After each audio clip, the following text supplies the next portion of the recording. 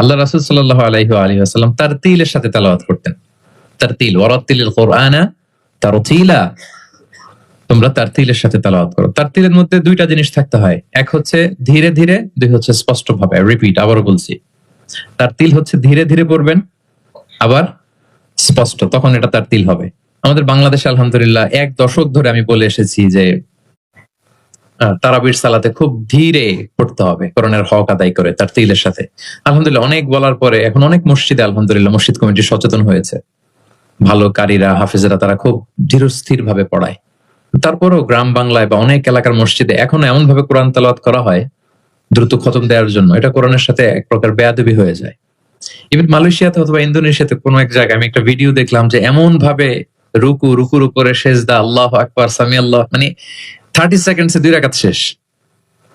আল্লাহ রাসূল সাল্লাল্লাহু আলাইহি ওয়াসাল্লাম 2 রাকাত পড়তে তাহাজ্জুদের নামাজে কত সময় নিতেন আমরা একটু দেখব।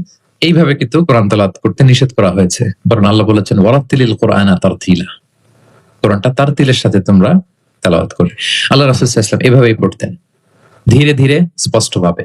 ইয়ামুদ্দু বিহা সাওতাহু মাদ্দান, টেনে টেনে পড়তেন। আলহামদুলিল্লাহি রাব্বিল আলামিন, এই দেখেন টেনে পড়লাম। আর রহমানির রহিম মালিকি ইয়াউমিদ্দিন, টানতেছি না? ইয়ামুদ্দু বিহা সাওতাহু মাদ্দান, টেনে টেনে পড়তেন। ইউকাত্তিউ কিরাআতাহু আয়াতান আয়াতান, প্রত্যেক আয়াত শেষে থামতেন, পজ দিতেন। দিস ইজ কল্ড তারতিল, ওয়ারাত্তিলিল কুরআনা তারতিলা। আনাস রাদিয়াল্লাহু তাআলা আনহু বলতেন, রুব্বা কারিন লিল কুরআন ওয়াল কুরআনু ইয়ালআনুহু, কোরআনের অনেক তেলাওয়াতকারী আছে, তেলাওয়াতে সওয়াবের বিপরীতে লানত পায়। কোরআন পড়লে তো সওয়াব হওয়ার কথা, কিন্তু কোরআন তাকে কি করে? লানত করে। একটু মিলায় নেন নিজের সাথে যে আমাদের তেলাওয়াতটা কেমন। আচ্ছা, তাহলে রাসূল সাল্লাল্লাহু আলাইহি ওয়াসাল্লাম তারতিলের সাথে তেলাওয়াত করতেন, পাশাপাশি তিনি খুব সুমধুর কণ্ঠে তেলাওয়াত করতেন এবং তিনি আদেশ করতেন, যায়িনুল কুরআনা বিআসওয়াতিকুম, তোমরা তোমাদের গলায় যে আল্লাহ তাআলা সুর দিয়েছেন ওই সুর দিয়ে কোরআন তেলাওয়াত করো। যার যতটুকু সুর আছে, সবার হয়তো অত সুরেলা হবে না, যতটুকু, প্রত্যেকের একটা সুর আছে না নাই বলেন? যতটুকুই দিয়েছে আল্লাহ তাআলা আপনার গলায় সুর, ওই সুরটাকে ব্যবহার করে আপনি কোরআন তেলাওয়াত করবেন। রাসূল সাল্লাল্লাহু আলাইহি ওয়াসাল্লাম সুর দিয়ে কোরআন পড়তেন এবং তিনি বলেছেন, লাইসা মিন্না মান লাম ইয়াতাগান্না বিল কুরআন, আমার যে উম্মত সুর করে কোরআন পড়ে না সে কবু আমার উম্মত হতে পারে না, সুর করে পড়তে হবে। বারা ইবনে আযিব রাদিয়াল্লাহু তাআলা আনহু বলেন যে আমি একবার দেখলাম এশার নামাজের সময় তারা রাসূলুল্লাহ ফিল ইশাই বিত্তিনি ওয়াজ যাইতুন, মানে ওয়াত্তিনি ওয়াজ যাইতুন ওয়া তুরি সিনিন, এই সূরাটা দিয়ে রাসূল সাল্লাল্লাহু আলাইহি ওয়াসাল্লাম দেখলাম একবার এশার নামাজের ইমামতি করতেছেন। বারা ইবনে আযিব রাদিয়াল্লাহু তাআলা আনহু তিনি বলতেছেন এবং তিনি বলেন, ফামা সামিআতু আহাদান আহসানা সাওতাম মিন, আমার জীবনে এত সুরেলা কণ্ঠের অধিকারী কোন মানুষের তেলাওয়াত আমার জীবনে আমি শুনি নাই। বারা ইবনে আযিব রাদিয়াল্লাহু তাআলা আনহু রাসূল সাল্লাল্লাহু আলাইহি ওয়াসাল্লামের একজন সাহাবী, তিনি বলেন এশার নামাজে দেখলাম সূরা আত-তিন দিয়ে তিনি নামাজের ইমামতি করছেন, এত সুমধুর ছিল নবীজির কণ্ঠ, আমি আমার জীবনে এত সুমধুর কণ্ঠের তেলাওয়াত শুনি নাই। না জানি প্রিয় নবীজি কত সুমধুর কণ্ঠে তেলাওয়াত করতেন, আমরা তো শুনতে পারি নাই। এবং রাসূল সাল্লাল্লাহু আলাইহি ওয়াসাল্লামের সুমধুর কণ্ঠের তেলাওয়াত শুনে মানুষ তো মুসলিম হয়েছেই, অনেক জিনও মুসলমান হয়েছে, অনেক জিন। মক্কার যারা গণক ছিল তারা জিন দিয়ে গণনার কাজ করত, জিনদেরকে উপরে পাঠাতো, ফেরেশতারা কি কনভারসেশন করে এগুলো শুনে আসতো, এগুলো এসে গণকদেরকে বলতো, গণকরা এগুলো বলে বলে মক্কায় বিভিন্ন ধরনের সংশয় তৈরি করত। কিন্তু যখন কোরআন নাজিল হওয়া শুরু হলো, আকাশের নিরাপত্তা জোরদার করা হলো, এখন আর জিনেরা উপরে যেতে পারে না, উপরে গেলে আগুনের গোলা ছোড়া হয় ওদের গায়ে। এবার জিনেরা একটা মিটিং বসলো, তারা বলতেছে ঘটনা কি, আগে তো অনেক ফেরেশতাদের কথা শুনে এসে গণকদের বলে দিতে পারতাম, এখন তো এই সুযোগটা নাই, ঘটনা কি, হোয়াট হ্যাপেন? নিশ্চয়ই পৃথিবীতে এমন নতুন কিছুর আগমন ঘটেছে যেটার প্রভাবে ঊর্ধ্ব জগতের নিরাপত্তা বলয়কে আরো মজবুত করা হয়েছে। কি সেটা খোঁজো। খুঁজতে খুঁজতে খুঁজতে খুঁজতে একদল জিন রাসূল সাল্লাল্লাহু আলাইহি ওয়াসাল্লাম উকাজের এক বাজারের দিকে যাচ্ছিলেন। ইন দ্য মেইন টাইম ফজরের সালাতে তিনি নামাজের ইমামতি করছেন। ওই সময়ে একদল জিন পাশ দিয়ে যাচ্ছিল।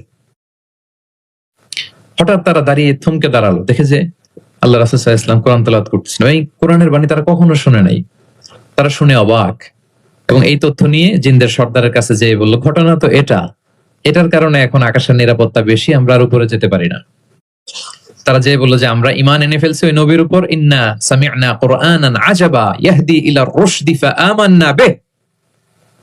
তারা বললো যে আমরা কি আজীব কোরআন শুনে আসলাম যেটা সত্যের এবং হেদায়েতের দিকে পথ দেখায়, এবং ওয়ালান নুশরিকা বিরাব্বিনা আহাদা, আমাদের রবের সাথে আমরা আর শিরক করব না, আমরা আর মুশরিক থাকবো না, আমরা ঈমান এনে ফেললাম। তাহলে আল্লাহ রাসূল সাল্লাল্লাহু আলাইহি সাল্লামের সুমধুর কণ্ঠের তেলাওয়াত শুনে শুধু মানুষ নয়, বরং জিনেরাও ইসলাম ধর্ম গ্রহণ করেছে। আল্লাহ রাসূল সাল্লাল্লাহু আলাইহি ওয়া আলিহি ওয়াসাল্লাম তেলাওয়াতের মাঝখানে মাঝে মাঝে খুব কান্না করতেন, বিশেষ করে রাতের নামাজে কান্না ভেজা কণ্ঠে তেলাওয়াত করতেন। আমরা কি করি? অর্থই তো বুঝতে পারতেছি না, কোথায় কাঁদবো আর কোথায় একটু আনন্দ পাবো। দেখবেন যে কাবা ঘরের ইমামরা যখন জান্নাতের আয়াত আসে একটা ভিন্ন মাকামে পড়ে, যে মাকামের মধ্যে একটা খুশি প্রাণবন্ত একটা ভাব। আবার জাহান্নামের আযাবের আয়াত যখন আসে তখন কান্নার মাকামে পড়ে, এবং এমন ভাবে ডুকরে ডুকরে কাঁদে, মুসল্লিরাও কাঁদে। আল্লাহ রাসূল সাল্লাল্লাহু আলাইহি ওয়া আলিহি ওয়াসাল্লাম মাঝরাতে যখন কিয়ামুল লাইল, তাহাজ্জুদ এগুলো পড়তে দাঁড়াতেন, দীর্ঘ সময় কোরআন পড়তেন, এত দীর্ঘ সময় পা ফুলে যেত, হাত্তা তাতাফাত্তারা কাদামা, পা দুটো ফুলে মোটা হয়ে যেত, এরকম দীর্ঘ সময় দাঁড়িয়ে থাকতেন। আম্মা জান আয়েশা রাদিয়াল্লাহু তাআলা আনহা বলতেন, ইয়া রাসূলুল্লাহ, আপনার তো আগের পরের সব গুনাহ মাফ, আদতে ওনার তো কোনো গুনাহই নেই, নবীরা তো মাসুম নিষ্পাপ, তারপরে আপনি রাত জেগে এত কষ্ট কেন করেন?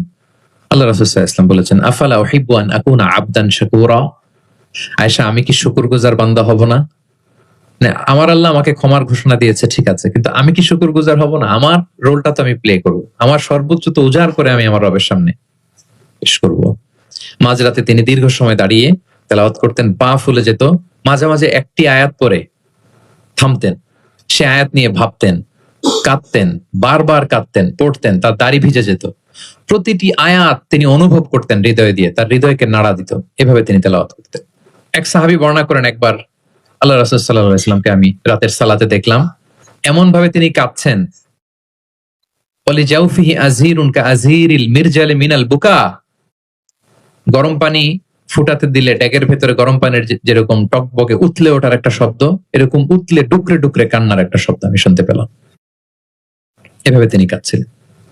যেদিন বদরের যুদ্ধ, তার আগের রাতে আলী রাদিয়াল্লাহু তাআলা আনহু বলেন, সেনাবাহিনীর ছাউনির মধ্যে সব সাহাবারা, 313 জন সাহাবা সবাই রাতে ঘুমাচ্ছে একটু এনার্জি নেওয়ার জন্য, সকালে যুদ্ধ শুরু হবে, কিন্তু আমি দেখলাম সবাইকে ঘুম পাড়িয়ে আল্লাহ রাসূল সাল্লাল্লাহু আলাইহি ওয়াসাল্লাম নামাজে দাঁড়িয়ে কাঁদছেন। সব সাহাবারা ঘুমিয়ে আছে, কিন্তু আমি খেয়াল করে দেখি যে রাসূল সাল্লাল্লাহু আলাইহি ওয়াসাল্লাম ঘুমান নেই, গাছের নিচে দাঁড়িয়ে তিনি সারা রাত ব্যাপী কান্না করছেন আর তেলাওয়াত করছেন। এভাবে তিনি কোরআনকে ফিল করতেন।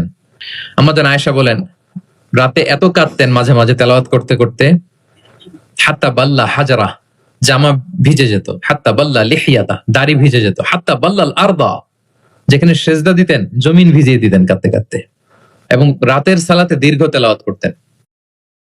কিন্তু জামাতের নামাজ আবার অপেক্ষাকৃত সংক্ষিপ্ত করতেন, এটা সুন্নাহ। কারণ জামাতের নামাজ তো আমি একা পড়ছি না, আমার পেছনে অসুস্থ, বয়স্ক, সিনিয়র সিটিজেন, মুসাফির, ট্রাভেলার অনেকে থাকতে পারে। জামাতের সুযোগ পেলে আপনি শর্টকাট করবেন, মিনিমাম স্ট্যান্ডার্ডে শেষ করে দেবেন। কিন্তু একা যখন নামাজের সুযোগ পাবেন, আপনার নফল নামাজ, আপনার কিয়ামুল লাইল, তখন কি করবেন? ফালিউ তাওবিল মাশা, যত লম্বা মনে যায়। আমরা ভুল করি অনেকে, একা একা নামাজ পড়ার সময় তাড়াহুড়ো করে ফেলি, ইমামতের সুযোগ পাইছি তখন বিশাল লম্বা কেরাত, অপোজিট, মানে ভুল করে ফেলছি আমরা, এটা করব না। আমার এই ছোট্ট ভিডিওটা আমি আমার সোশ্যাল মিডিয়া হ্যান্ডেলে শেয়ার করেছিলাম, দেখলাম যে বাংলাদেশে শিক্ষিত সচেতন লোকজন অনেক এপ্রিসিয়েট করেছে। অনেক সময় এমন হয় যে প্রচন্ড রোদ, জুমার সালাতে 5 তলা মসজিদ ভরে, বারান্দা, রাস্তার মধ্যে। আমার অনেক সময় এমন হয়েছে যে সফরে আমি ফ্লাইট ধরবো, রাস্তায় জুমাতে আমি অংশগ্রহণ করেছি, প্রচন্ড রৌদ্র, দাঁড়ানো যায় না, আবার ঝড় বৃষ্টি, এতগুলো মানুষ যে এখানে নামাজ পড়বে, এখানে যদি আপনি লম্বা কেরাত পড়েন তাহলে তো কষ্ট হয়ে যাবে।